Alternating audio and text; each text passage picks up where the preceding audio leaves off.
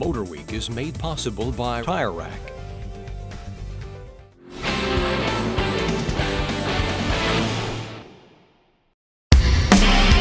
Welcome to the podcast of MotorWeek, television's original automotive magazine. MotorWeek is made possible by TireRack.com. Here's your MotorWeek podcast host, John Davis.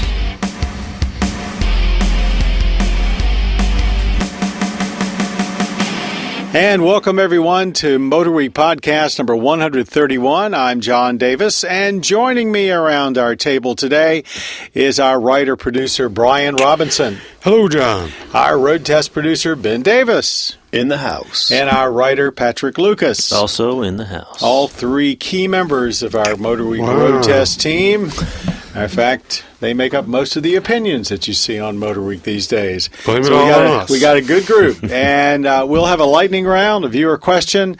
We'll see if anybody's got a rant and rave. But first, we're going to start off with a couple of trucks. That's the first one is a 2016 Chevrolet Silverado 2500 diesel that we recently had in. So I'll open it up. This is, I guess was this the first of the HDs of the new Silverado? No, that was technically 15. So when it was But did we have one in? I don't recall. recall. No, we did not have a 15. So this is the first of the HD revival that we had actually tested. Which was not all new. Like the 1500 was pretty much all new. The 1500 basically just got some new bodywork and obviously a new interior. But. Yeah, but it wasn't. It's not the same interior as the 1500. Was it? No, it's not. But I'm saying that. That was pretty much all that was new to the heavy duties in 15. It wasn't an all-new truck. Yeah. Like the light duty was all new. I guess there's in 14. I guess there's one coming. Anyway, this was diesel. So this had the V8 diesel in it. Correct. Comments? What'd you think? I mean, everybody's always comparing these to Ram and the Cummins. I tell you, now you got to compare it to the Titan XD, really. Even though the Titan XD is a 1500, it's a heavy 15. It's an in-betweener. It's a betweener. Yeah. This was the high country model, too, with all the bells and whistles inside and the upgraded interior. And in my biggest opinion, Chevrolet, they're still missing the mark on the interiors for me for the most part. They look a little cheap and feel a little cheap, and this truck was no different for me. You know, for a high country interior, what they call it, I was there when they actually unveiled the high country on the 1500. This interior didn't look as good as that did. Well, I think they all look great, but then when you sit in it and start touching things, that's when it really starts to offend you. Is it the leather not soft enough? Well, it's just, everything feels cheap and it doesn't feel durable at all. Yeah, exactly. The rockers look cheap. The carpet feels thin and stuff like that. Just everything you can see or touch, especially coming out of the Titan XD, which, in my opinion, was an excellent interior, really well done. It just made it that much more noticeable that the Chevy was lacking in that department. And I noticed it in Chevys all across the board, really, except for Corvette, which has really stepped up the game. But they'll get it one day or eventually, and they're very ergonomical and everything you need to use. It's awfully nice riding truck. I thought for a heavy duty, it was very They still have nice. some of the best powertrain in the business for sure. No doubt so there. it's a work truck. It's a real work truck. It's not like something It's not a real work truck. Oh, all right. I mean, you can get a heavy duty that is, but the high country. No, that's different. That might be towing for a work truck if your work is towing some high-end horses or something like that. Yeah, you can still get the slush mats and the bench seat Tradesman, stuff. that's tradesman. That's any comparison in your reach back in your mind to like King Ranch or whatever what's the top Ford? That's the King Ranch. Is it still the King Ranch? King Ranch. King Ranch is a lot nicer inside. I think the King Ranch is nicer too. Oh yeah. But if you're just talking truck attributes other than interiors, then they're all pretty comparable. I like the step bumper in the back of the Chevy. It's kind of unique. It's not quite as involved as the system that Ford uses to get up in the bed, but it's foolproof and anybody can use it. I like the Duramax engine. I've always been a fan of it ever since they first came out, and I know we argue back and forth between that and the six-cylinder Dodge, and now I guess we'll be talking about the V8 Cummins, but I do think the Duramax just feels like that engine will go all day. So. And the transmission through the Allison It's got the Allison transmission. That's really a fabulous combination. So if you were in the market today for a real heavy-duty truck, you'd still place Silverado behind F-150 and Ram, or is it moved up any? I would probably go Chevy just because what they do the best is powertrain and platform. And they're all so close, man. Just whichever one you get the best deal all blends together. My allegiance would lie with Chevy in that market. But yeah, I probably could be swayed with incentives. Horse of a different color is the 2015-16 Ram 1500 Rebel, which even Ram was honest at the beginning and said basically this is a trim. This is no Raptor. Right. Still not a bad looking truck. Yeah, it's still. I would call it a little more than a trim because it does offer its own wheels and it does have a lot bigger set of tires. Yeah, like 33s. Yeah, I mean, and I believe the suspension's upgraded, so it's something a mild off-roader would do to the truck.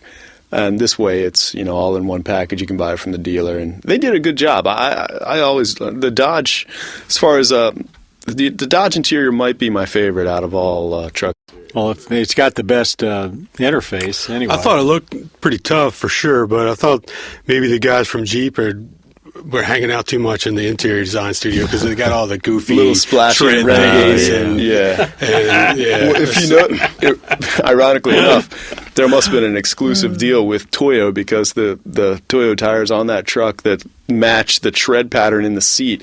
Pretty much identically. That was one of the. That was like one of the bullet points on their press kit. That was like an exclusive trim detail. I thought it was cool looking though. It's a good looking truck. And I think that's what it's for. I mean, people are going to buy it because it looks cool. They're not necessarily going to use it to go crazy. The truck itself looks cool. I don't know. The interior, I agree with Robinson's, and maybe a little targeted to a more youthful buyer that's not going to have enough cash to buy that truck.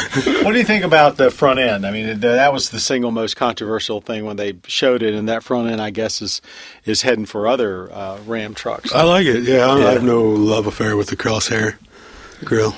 Yeah, it looked great blacked out. It looked menacing. And it looked a lot cooler than what they're trying to do with their new limited top trim with that weird, massive chrome grill, which I think they call it the chrome bow tie grill, which is kind of ugly in my opinion, but I thought the Rebel grill was cool and simple and menacing. It looked a lot better in person than when they pull the wraps off. And I mean, it sort of does look like a bulldog's lip, but I actually liked it sitting there where you actually were looking a little bit down on the truck instead of up.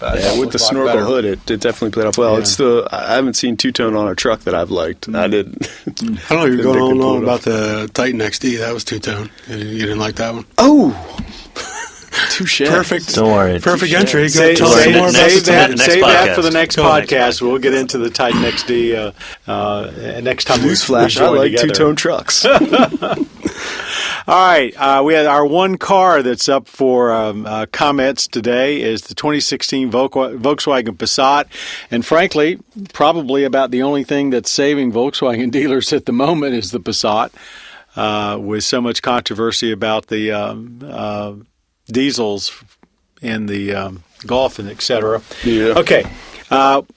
Is the Passat, what's the way? Is it getting too long in the tooth? I mean, it has sales did pick up, but I think there was extenuating circumstances. Nice car, passé, what? Well, it's still a nice car, but I think long in the tooth might be a little harsh. I think it's getting too grown up in its styling. Honestly, it's getting too executive. Boring? Too sterile, maybe. Yeah, too boring. Boring's a good word. It's big and roomy, though. Man, that's what it is. Big and roomy. It is, and it has that German interior that looks great, and it drives nice. Yeah, but it's too much like your parents' car. You know what I mean? Whereas Civic, New Malibu, MX-6, those are all sporty four-doors, whereas, the Volkswagen is getting very grandfatherish. Is it that, I mean, the dash is still the basic same kind of almost flat format they've used now for a long time. It is, but they did tweak the center stack, and now the gauges are exactly the same gauges that are in the GTI, so it is looking a lot more agreeable to me inside. The tech's way up. They're offering tech across all the trim levels with hardly changing the price. So you're getting a lot in that package if you like that package. I mean, it looks a lot more aggressive now that they've got a power dome hood and stuff like this, but still, even though the changes are major from last year's model, they're still visually minor. Well, I think I would certainly just call this a resurface or a mid-cycle refresh. For sure. I mean, my biggest problem is that while we are in an era of fairly aggressive styling, even for family cars, they have stuck to their guns, which is fine. But then now they're actually looking at this vehicle to expand their market, and all you have to do is look at their monthly sales figures. After they first started making it, they were way up, and now they're probably back. They are back up again, but they basically took a huge dip, and they didn't seem to address any of the difficulties. They just seem to be very slow at coming. Helping their vehicles do better in the market. That's all. That's my major complaint. Do you think the fact that it's built in Chattanooga has had a positive effect or a negative effect?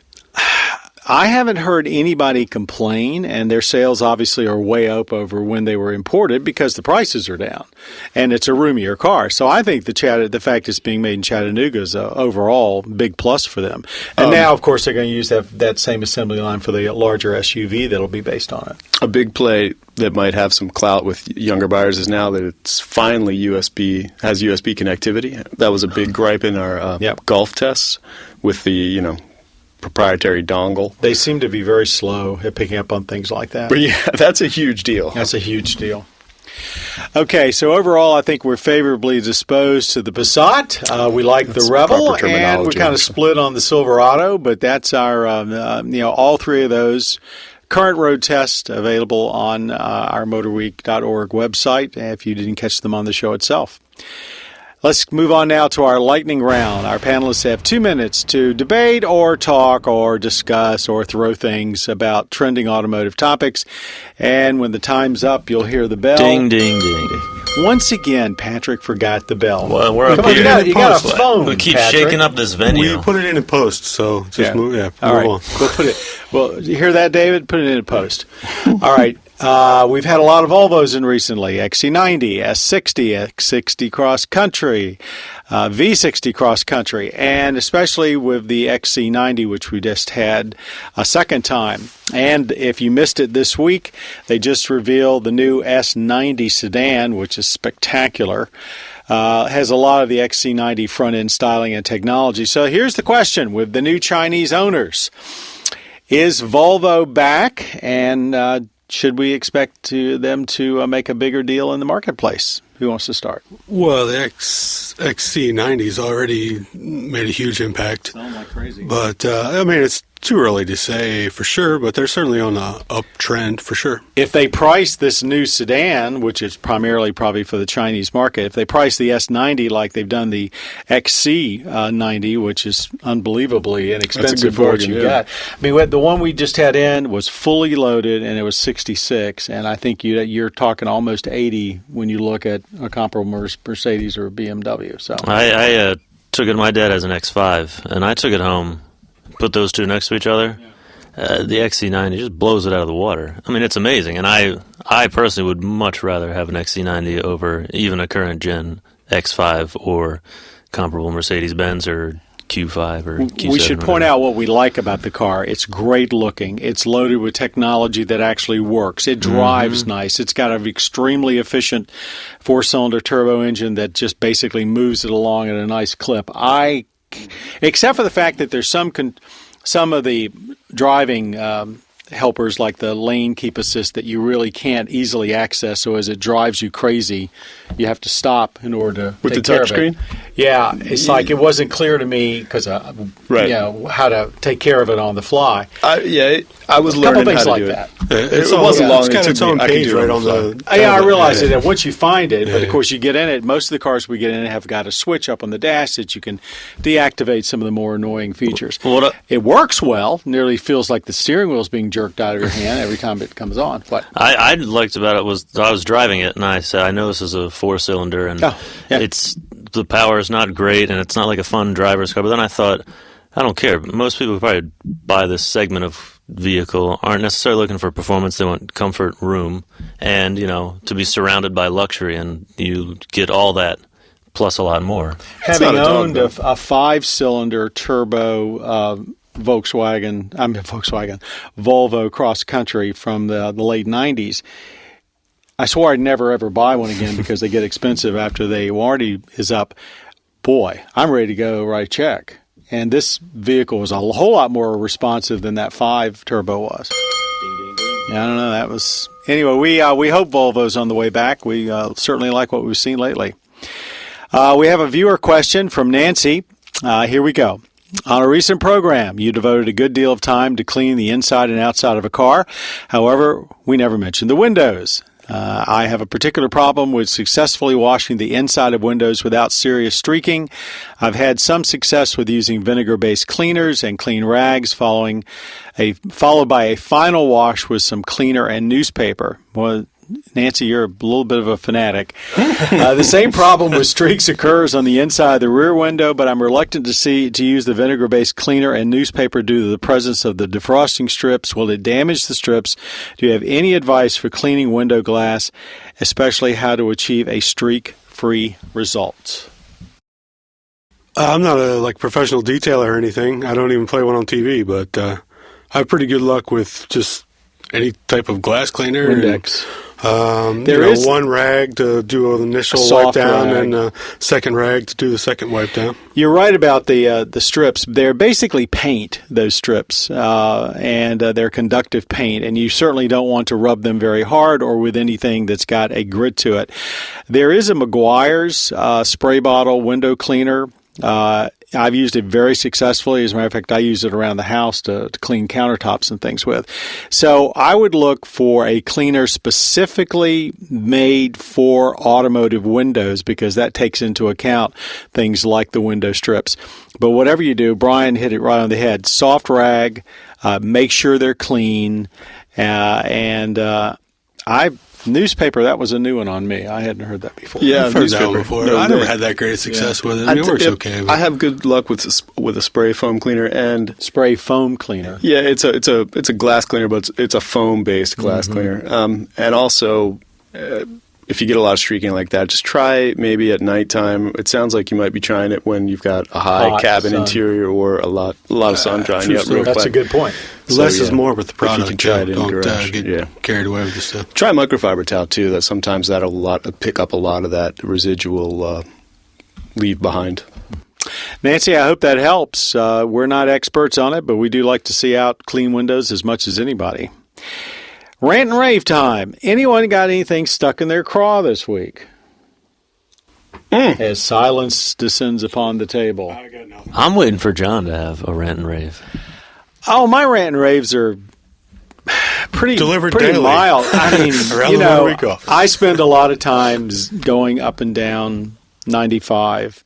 And I could sit here and rant and rave about driver behavior all day long. I mean, the lack of any decorum, people not understanding their cars come equipped with turn signal indicators, riding on your bumper, thinking that it's going to make you drive faster when all it's going to do is make you drive slower.